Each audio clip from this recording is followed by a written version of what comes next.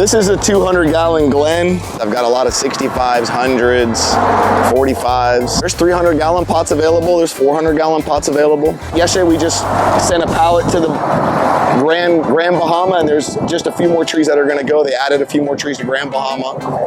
And we try to specialize in just really nice looking trees and big trees. He actually quit his job and fell in love with selling fruit trees. We do a lot of 25s, 45s, 15s. These are some trees we just potted up from 25-gallon, mostly Glens and Cary, the classics. This is one of my babies. Wow. This is well over 25 years. Yeah, it's a lot cheaper to ship a 25-gallon than a 45-gallon. This one's got to fit in a container. This one's going to the crib. Wow, just crazy. I just love dwarf Fiji coconuts. I love them. Hello everybody, welcome to Fruitful Trees. We are here at Dee's Nursery here on Chrome Avenue in Homestead, Florida. How you doing, Dee? Wonderful, wonderful. Great to see you again. Yes, you're looking great. Links below to the last time I was here where we were talking about dwarf coconuts, and he has them in a big size pot, but now he has trees up to 100-gallon, 200-gallon pots, right? Yeah. Yeah. Some monsters. This is a set-apart nursery, and today you're going to find out why. And what are your hours? You open every day? We're here Monday through Friday, 8:30 to 4, and Saturday, 8:30 to 4:30. Another extra half hour on Saturday. Yeah, everybody, we're going to look around today and check this place out. But if you're looking for fruit trees and you don't want to wait, if you want fruit right away, check this out and see why this is a place you got to check out if you're buying fruit trees. Here we go. All right, everybody, this is Dustin from Dee's Trees. How you doing, man? Hey, buddy, how you doing? It's been a while since we were last see you. Were just moving into this property. Yeah. And now you're loaded here. And we're trying to be. Most nurseries have like 3-gallon trees and 1-gallon trees. Man, what size pot is that? This is a 200-gallon Glen. It's ready for the ground. It's ready for an installation, and it's full of fruit. But we've got Glens, honestly, from 200-gallon down to little 3 gallons in every size. I've got a lot of 65s, 100s, 45s. And that's fully fruiting, that tree. Oh, yeah. Yeah, I've got some more around here. This one just got potted up over there, that Glen in the corner. It's got a beautiful canopy, beautiful shape, single leader. That'll be a real nice tree in about 6 months. So be ready for the ground. How long can it stay in a pot like this? That one, I would give it 2 or 3 more years. This one, I wouldn't want to see more than 12 more months. So a whole nother year? Yeah. Now, can you pot from this, or do you need to get in the ground? There's 300-gallon pots available. There's 400-gallon pots available. If you threw this on the earth, eventually the roots would just catch in, and it wouldn't even blow over. You know, there'd come to a point and the tree would actually do fine. Now, of all the amazing trees out there, why Glen? You know, it's one of the varieties after doing all the varieties and growing 50 varieties, I'm really going back to the classics. First of all, they have an ornamental, beautiful shape. They've got a nice looking leaf. They're a nice looking tree. It's a beautiful fruit. Everybody enjoys the flavor of Glen. It's productive. It's disease resistant. It blooms early, so you beat the summer winds and the summer showers for anthracnose and all these problems and a possible hurricane. And it's just a great growing tree. So we do a lot of Glens. All right, everybody, there's 2 types of people I normally interview when they have a nursery. One is the people that grew up in another country, they moved to this country, and they know all about growing fruit trees. The other type of person is people that grew up here and their parents were into it, but Dee is different. Dee actually quit his job and fell in love with selling fruit trees. So tell us a little about yourself and tell us about your nursery. What sets it apart from the others in terms of you're doing things different than the average nursery? Well, the way I got started actually was building this line on Chrome Avenue. I did 17 years journeyman lineman, and I was wrecking out this line right here that we see now. I've actually got photos in my phone. I put all these concrete poles in, and I made a deal with somebody. I traded them some poles, and they gave me some trees, and before I knew it, I had more trees I knew what to do with, and there was Craigslist, and then I met a few other people, and it just went from there in the backyard, and you came and saw me when I was really gearing up in the backyard, and now you're here. And what would set this nursery apart, I would say, is one, our ease of our location. We're right on Chrome Avenue. We're in the center of the Redlands. We're able to do wholesale and retail.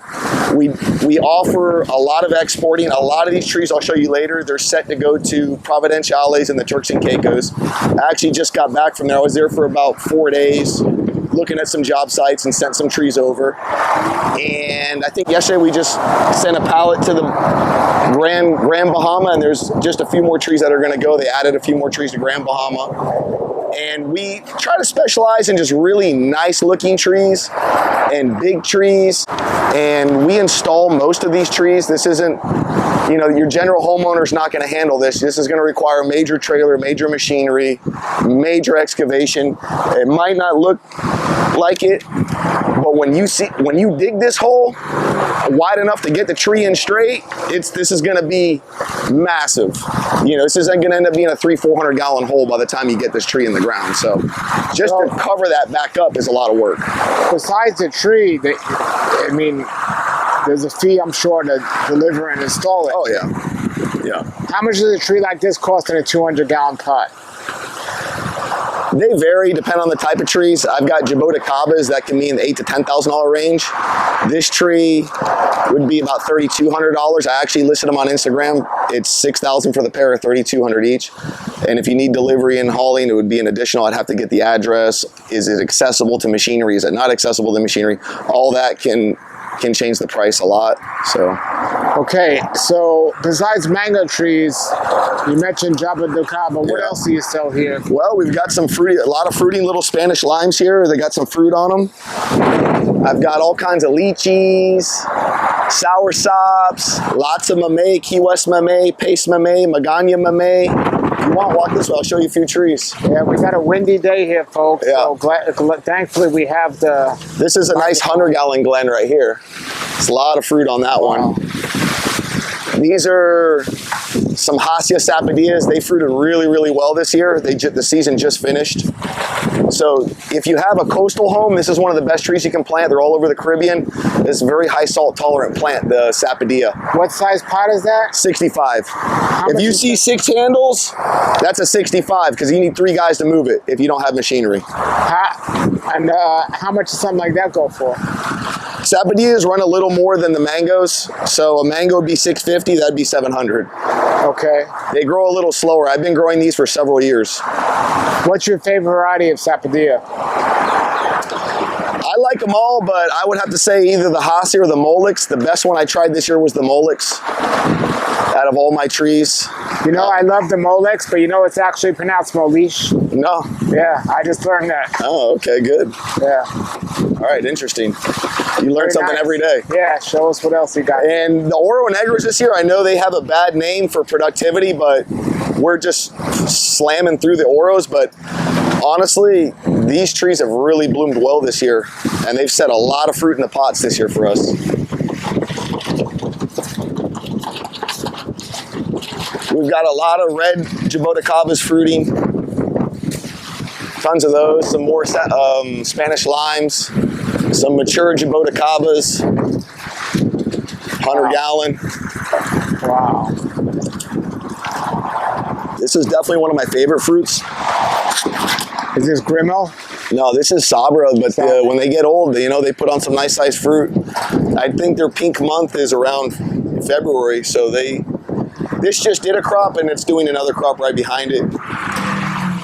We had another big one here, but one of these famous fruit companies online that sells fruit came and picked one up this week from us. So how long does this stay in this grows much slower? This tree is over 20 years old. 20 years old. And what size pot is this? 100-gallon. 20 years old, so it can be done. If you want, I'll show you one that's closer to the 30 years. So much long can this stay in this size pot? Jaboticabas, or however you want to pronounce it, there's a million ways to say it. Honestly, they do well in pots longer than we'll live. So they've got roots I would equate it to like they look like your hair. And it's just one of these rare trees that does very well in a pot. Matter of fact, if you're in a very alkaline environment, I recommend if you're going to do a sabara, getting a 200, 300, 400 gallon pot, planting the pot to where you don't see it, and filling that with really good acidic soil like a high porosity pro mix, and mulching it and putting some nice bubblers on it. And hey, if anyone makes you the right offer, you can just lift it out with the machine. And how about lifting it out of the ground if it's not in the pot in the ground? Jaboticabas, from what I've seen, transfer extremely well. I've moved many of them. We actually moved one last week that we planted 2 years ago. It was about this size, and it didn't even skip a beat. It hasn't dropped a leaf, and it's blooming flowers everywhere right now. A week later, looking great. Would you prune it back first? No, you don't need to. From what I've seen. Sure. Now, maybe one that's been there a long time, it might be, it doesn't hurt to prune it. It's more safe, yes. Okay. And you don't just prune it. There's methods to pruning it properly. So contact, if you are going to do that and you have a valuable tree, don't just go think I'm going to cut all the roots. You need to brace the trees because of a windy day it could fall over. You need to put in irrigation. You need to put the Florican. You should wrap it in burlap. If you're going to do it right, there's a reason people charge money for it. Okay. Yeah. What else? These are starting to flush out. Some of the Geffners and some PPCs over there, they're starting to come out of their little winter hibernation. More Spanish limes, pomegranates, big patomba. I've noticed these seem to do really well in dappled light. They grow a lot faster. I love this fruit. I don't know if are you a fan of it or no? Well, I'm not a fan, but I've had it. Oh man, I like it. Bunch of mangoes this way, but you know all about mangoes. Nothing crazy here. So do you have just a basic mango? No, there's a little bit of everything in there. You got your orange sherbets and ice creams, and which I think is the best one. I've yet to have one dethrone it. Jakarta's in there. What'd you say about the best one is what? Ice cream. But not producing wise. My trees have always done very well, to be honest with you. I think it matters where you live. If you're coastal, no issues. If you're inland, it is what it is. Talk about trees in the ground or in a pot. No, I mean a coastal growing ice cream mango is very, very productive. They're in the Julie family, for what I understand, so they flower hard. If you can avoid the anthracnose in a coastal area, you're going to get a lot of fruit set. You're the only one I've ever heard say that about ice cream. From what I've seen, we'll go through here. I've sold a lot of ice creams the last 2 weeks, but I'll show you. There's fruit set on all of them for sure. Matter of fact, they did better than a lot of the trees than Carrie and all that this year. The Carries got destroyed by anthracnose. Not the actual tree itself, but the flowers, the blooms. You have Indian mangoes?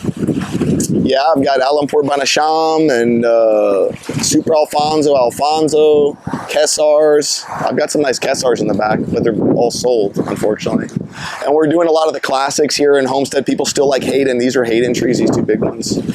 So we don't have BBS down here, so not in Dade County. How do lemon zest do down here? The two mature trees I've seen are beautiful, full of fruit.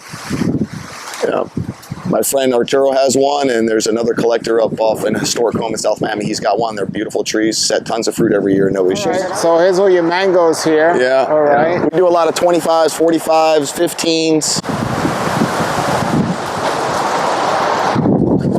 You got, let me show you the big one back here is really nice.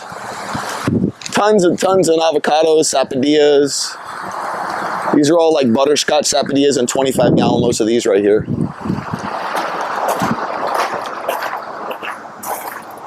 What's your opinion about the butterscotch? Unfortunately for me, I have yet to really get a perfectly ripened fruit because they hang on the tree a long time and they seem to disappear. I don't know if raccoons are taking them or what. I've had a hard issue with that. So one day maybe I'll get to try like a perfectly ripened one. Julian told me it's the best there is, so I trust Julian. I like the giantia. I ate a giantia the other day, and I thought it was very good, but I didn't think it was anywhere near as good as Hacia or Molix. Okay. Yeah. Okay. But it was a pot growing tree, so that could have been a difference. Maybe. Where'd you get it from? the guy I told you about that's got them the size of a mature tree in pots down south. He's got about 3 or 4 of them. He wants to propagate them. This is macadamia, and to see the flowers on it, I saw some fruit set. Wow, so technically if somebody wanted, they could plant their whole garden now in pots like you're doing here on a retail level. Yeah, people do it all the time. People do it all the time. If you get, the main thing is, your irrigation and and how you're going to fertilize them. If you just get that dialed in pretty well, you should have no issues. Sometimes it's a lot easier to even grow them in pots, honestly. Less pests to attack it, and squirrels and all that stuff are avoided somewhat. Very nice. These are some trees we just potted up from 25 gallon, mostly Glens and Cary, the classics, and Valencias. This is one of my babies. Wow. This is well over 25 years. Wow. This tree fruits all year. And this tree is actually going to be living on the Venetian Causeway, one of those islands out there. Someone came and picked it up the other day. How are you going to get it out there? I'm hoping to not be the one to have to do the job. He has a landscaper, so I'll load it on their trailer hopefully, and they handle all that. I don't want to really be involved with this tree. It's too valuable, and I don't want to deal with it. But I have done them this big in the past. Now, if it stays here, would a hurricane blow that over with no problem? Yeah. The wind would blow it over today with no problem. I got it tied to that post. Gotcha. Yeah. It's been in that 200 gallon. Like I say, it's bigger than these mangoes. I mean, this is... And it's loaded all year. Oh yeah, this tree is the real deal. I love this tree. I will be sad to see it go. Can I try this? If you find a ripe one, I mean, oh, there you go. This one has exceptionally sweet fruit, by the way. And I don't spray this tree. It just stays. It's so big. There's no reason to. Wow. Isn't it so good? It's so good. Wow. And come to find out, I've noticed I don't get a lot of colds anymore. I started doing a little bit of research on these trees, and apparently they're very, very good for your immune system. And my wife's a school teacher for young kids, and she, one of them's coming home sick every other so many days, and I always have fruiting jaboticabas here. I always eat probably a handful a day, almost every day. Whether it's the reds, the grimmels, the sabras, whatever's going that day, we're eating jaboticaba. Wow. Yeah. There's another Glen right there. Oh, I got some beautiful butterscotch here.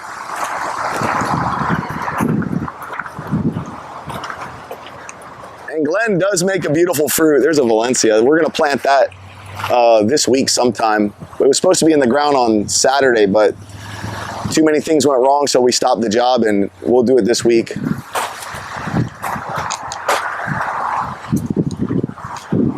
Look at this baby. Wow. And this one makes a lot of fruit. Now, how do these transplant, the sapodilla? Oh, they're one of the best. Yeah? Yeah. If you take one out of the ground, they do well? Yeah, I don't think you could kill a sapodilla. No, there's a few trees, if some people are looking for like, look, I've had bad luck, I just want the easiest thing I can grow, sapodilla, I think, is number one. And, mamey are iffy. They can be really sensitive to the water requirements. It's too much, it's too little, it's too much, if you want to just do something a lot easier, and I think I like them more, honestly, I would do a sapodilla. And like you say, there's some varieties that make a big fruit, Yeah. But I mean, mamey's great too. But I've seen a lot of people struggle with mamey, unfortunately. It's just one of those deals, especially if they're planting mamey in the peak of the summer. You really got to be watching that water. You got to water them in the morning. Don't go to work all day and then go, well, I came home at 6 o'clock in the evening after I baked all day in the sun, and then I put water on it. You gotta beat the tree. You gotta beat that sun to the punch, but then you can't drown the tree either. So it's a fine line. It's almost, from what I've heard, if you're doing a mamey grove, you buy 10% more than you need, because you will have a loss. So consider that when you buy mamey trees, and that's why they're priced higher. There is a loss. And here's some Key West. All these guys. Now that looks like a small pot for a bigger tree. That one, is it? Which one? That tree's real tall. Oh yeah, because that one is going to, that's one of the trees that's going to Turks and Caicos. These two with the blue and white tags. So they especially requested they gotta have fruit and they need to be big in a small pot for shipping purposes. So yeah, it's a lot cheaper to ship a 25 gallon than a 45 gallon and a container. Yeah. I think the container alone's several, I don't pay for it, so I don't know, but I think it's several $1,000s to go there. So they want to fit as much as they can to make it economical as possible. Sure. We did, I tell you, I don't know if the myth is true, but these were all little 3-gallon jaboticabas a year ago. And they're all 4 foot tall now, so I'm hoping next year they'll be 6 or 8. That'd be wonderful. Wow. Yeah. All different varieties? This whole line is Sabara, and the back is mostly red, but I do have some yellows. But from what I have found out in this business, the best one to plant, just to be honest, is Sabara. It's the strongest, it's the best looking. You know, some people like the reds, but it's more of a collector because it never really makes it into a nice tree, and they're more sensitive to the acidic requirements of the soil, and the sunlight can kind of burn them out. So just stick with Sabara, wait the extra time. We just ate one. It's by far the best. I haven't had one that's better. I'm sure there could be one that's better, but I haven't had it. So I think Sabara is the best. And everyone, that's what they all ask for. Nobody wants anything else anymore. I love to sell the reds. I have several hundred back there. Wow. Show us around some more. This is amazing. We got a few longans, kohala. They're fruiting. Wow, wow. Yeah. Let's see what else we got down this way. We can go to Avocado World. Take us everywhere. I was in this nursery when he first got here, like the first week. I tell you. Look, it's so much different now. So there's a lot of different varieties in here. They're all labeled. A lot of Catalinas, which Catalinas tend to grow small in the pots, but these are all Catalina. And then the ones with these longer leaves are all Russells. And these guys are all the Super Haas. I know you're not a fan, but for some reason down here, we haven't had, from what I've seen, uneven ripening. And no lie, these trees will make 200-300 fruity every year. So they're actually second or third most popular avocado we sell.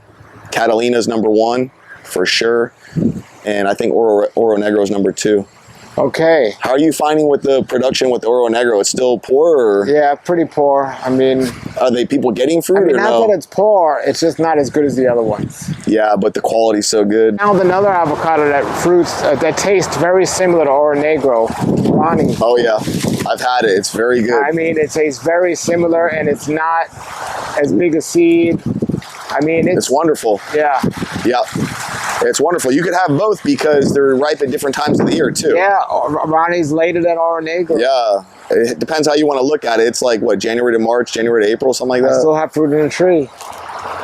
Yeah. Yeah. And yeah, Oro Negro didn't do that great this year, but we had a whole row of Ronnie here, but they're gone. They're, you know, sometimes the Primo stuff doesn't last like that. You know? Yeah, and Kampong, do you sell that? No, I haven't. Excellent. Once or twice I've come across. It's a small fruit though, right? Real small fruit, or is it large? No, it's pretty big. Okay. I mean, maybe because the ones I saw were in a smaller pot. That could have been the reason. Excellent winter variety. Yeah, honestly, there's so many good ones. Really, even Brogdon. A lot of people are having great success with Brogdon in the Keys. Yeah. Super heavy producer. It's got a large seed, but the quality is great. And it's almost like a summer variety of Haas, which... What do you think of Donnie? I mean, I don't even grow them. I don't have any. There's people who like them. I've eaten them off Al's tree, and he picks them really, really late, and it can be a good avocado. You have to pick them late. You have to pick them really late, but I think anything you're going to grow, you can grow a Tommy mango, and they're pretty good if you pick it right. It's going to be way better than the store. There really is nothing bad. Yeah. You know? Yeah. Well, I don't know. Have you had a Florigan or a... No, it's not good. I mean, taste is subjective is all I'll say. Yeah. Well, maybe some of those, but something you commonly find in nursery stock, let's say that way, I haven't really had anything bad. Even, like I say, even Tommy, I've enjoyed them. Yeah. So picked late, and they're pretty fruit. But these Super Haas are really, I mean, I just love the productivity of them. Look at that in the pot. I've got them back there. We sold a few this weekend, but I've got it back there. So how long can you leave an avocado like that in the pot for? different avocados, different lengths of time. So I think these might be the dwarf. I think these are warts right here. So these probably a long time. What about day avocado? Oh, look, this is the warts right here. You see the fruit all over it? Yeah, look at that. Day? Yeah. I've got a bunch of them growing over there. They look like they're not a small tree, though. Yeah. So, honestly, I think you could do anything in a pot, but there's going to come a point to where some trees are going to just not do it. They're just not going to do well anymore. What's that? Spanish lime. Wow, beautiful. That gets big. Yeah. So you got white sapote or black sapote? I've got some, yeah. Let's check those out. All right, let's check them out. Everybody, you want to get down to this place. I mean, and look at this. This man went from his backyard, selling some trees in his backyard, and now look what he's got going on. These are mostly Alano. Alano. Now, you mentioned earlier, Jahinga. What's your opinion about that mango? I think it's great, but the ice cream is slightly better. Okay. Yeah, it's a beautiful tree, though. I reckon if you have space, grow it. Here's some white sapotes here. Wow, nice. These are the Redland variety. We did have a lot of them that had a lot of fruit, but it's just getting to be that time of the year where things start moving pretty quickly. This is why I'm here, folks. If you're looking for things like that I talk about all the time, like white sapote like this, I mean, don't waste your time with getting a little one. Get one like this size and get them in the ground. You'll have fruit next year and something like these. This is a caimito that was gifted to me. This is the first year it's fruiting. This is it's named after where it's from. It's called Bohong, Vietnam, from what I understand. So I'll let you know how it tastes. I'm waiting. It says no, not for sale in the pot.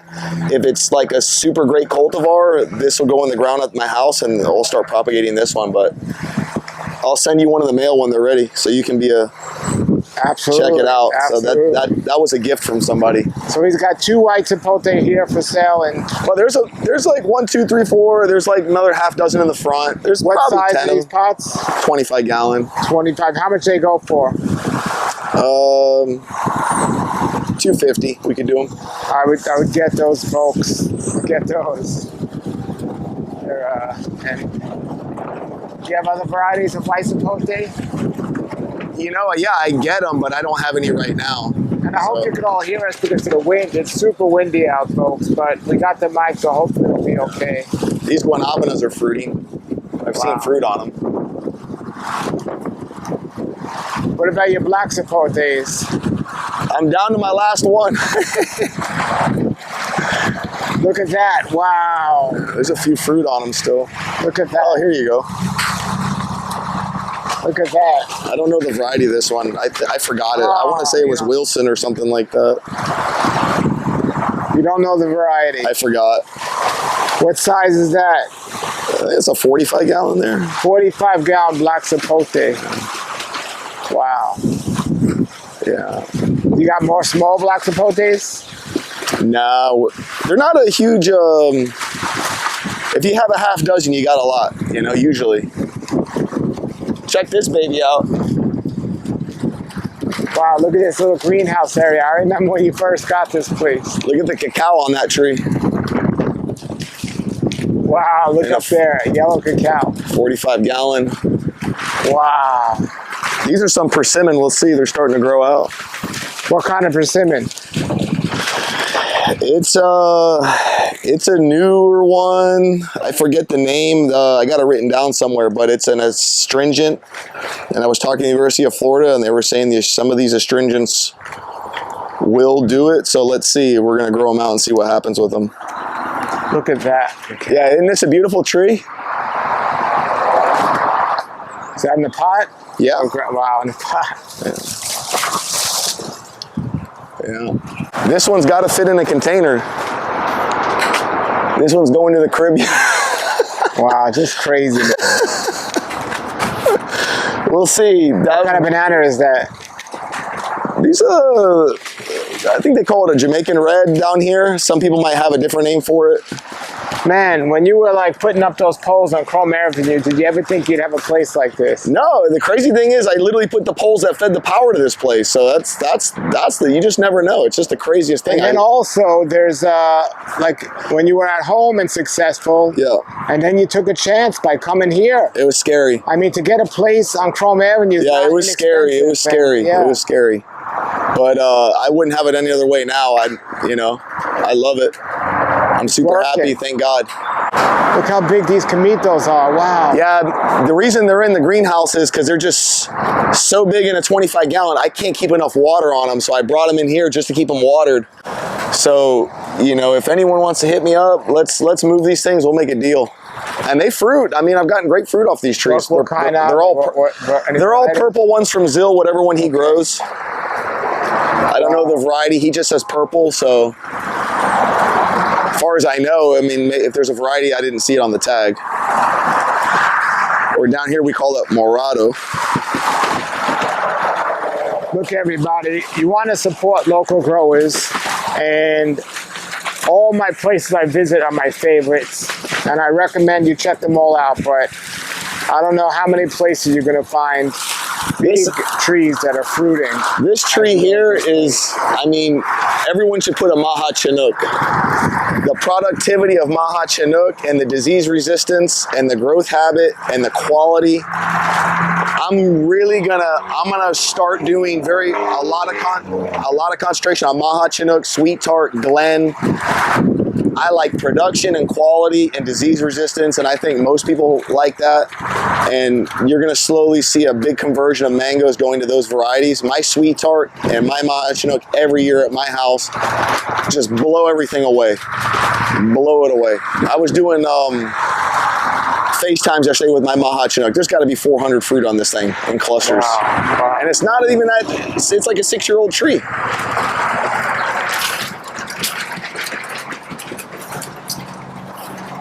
This is Grimmel. They're kind of ugly trees though. No one really wants them. My son has some nice ones though. My son's got a bunch of these 15 gallons. They're getting close to fruiting. So Hunter, he started with me when he was 11, like planting the trees. Now he does all my installations. He graduates in 2 months and he started buying trees and Dad gives him free rent. And he's got about a dozen of these beautiful Grimmels. They're 6-7 foot tall. So these are his trees. You want to help out little Hunter. I should say big Hunter. He's probably bigger than me now. Here's a Spanish lime here. It's 100 gallon. These are all self-pollinating. All these trees have had fruit. They should be fruiting this summer, hopefully. So the thing is, they just need a lot of water right now. It's so dry, it's killing me.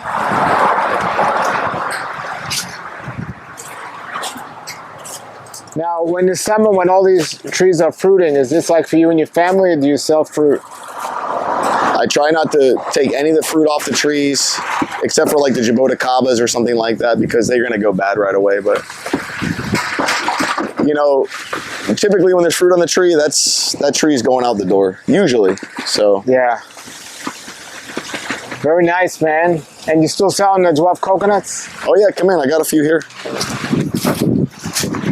That's one of my first loves, those dwarf coconuts. Miracle fruits here. You got a lot of miracle fruit? Yeah, I just did those.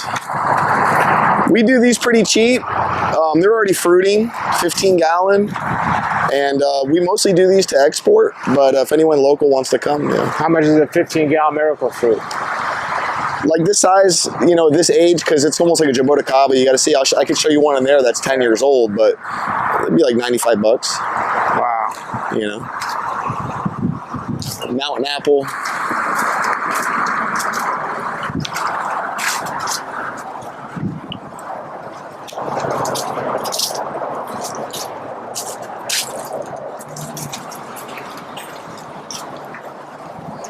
Got some real nice shorties right here. Oh wow! Some lime green colored ones. These make a bright green nut. These are just. It's all I can do not to bring these. I've got 6 in the ground at the house, and I told my son, let's just take them to the house. He says, no more. I just love dwarf Fiji coconuts. I love them. They're so beautiful. I mean, I don't know. I just feel like coconut water is so healthy. You know, when you drink it, you just feel totally different. You know, I think it's much better than drinking water. I don't know. Of course. All right, everybody, I told you this place is rocking. Fruit is ready to go.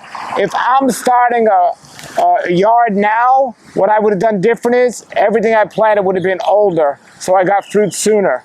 And this is a great place because Dee has knowledge about what is being grown and how it'll grow, and I'll even come and help you install it if it's too big. What's your message for everyone out there that's growing fruit trees? Well, I'd say the best time to plant a fruit tree was 5 years ago, and today's the next best day. Yes, yes, don't wait any longer, folks. Go get yourself a fruit tree. You have some great deals on those star apples. Like I was telling you, I have some star apples in the ground. They've been in the ground for like 3 or 4 years, and they got a while ago, but those trees are fruiting, some of them, right? Oh, yeah, right? all of them fruited. Yeah, they were loaded. Put them right in the ground and have fruit the same year. If I had room, I'd probably take all of those. Yeah. But I'm just out of room, but don't pass on this good deal. I'm going to put his number below. Definitely contact him. If for some way you can't get these trees, he has a delivery fee, but he will deliver. So definitely check them out. And this place is amazing. Thank you, Paul. What's your Appreciate website? It. It's dsfruittrees.com. All right, I'm going to put that below in the links with his phone number and address, Homestead, Florida. And also, if you're watching internationally, like in the Caribbean, that's what this guy specializes in. He ships fruit trees, not just small fruit trees, but also big fruit trees to the Caribbean and other islands as well. So definitely, if you're watching from the Caribbean, you want a nice, full-grown fruit tree, contact him. Other than the Caribbean, do you ship any other countries or anywhere else? No, it gets too complicated. That's for people who are really versed in it, yeah. Okay. No. Well, I know there's a lot of people in the Caribbean that would be blessed by having these trees. Do you ever ship things to Jamaica? Not yet, but I've had several inquiries. Mostly a lot to the Bahamas, St. Croix. That's easy because it's U.S. Virgin Islands, and then Providencial is in Turks and Caicos. There you go. There you go. And at least if you're in those places, come here and do a consultation with Dee here. All right, everybody. Thanks for watching. Put your comments and questions below. Until then, everybody, I'm going to put the link to the last time I was here below as well. Have a great day, everybody, and keep growing. Awesome.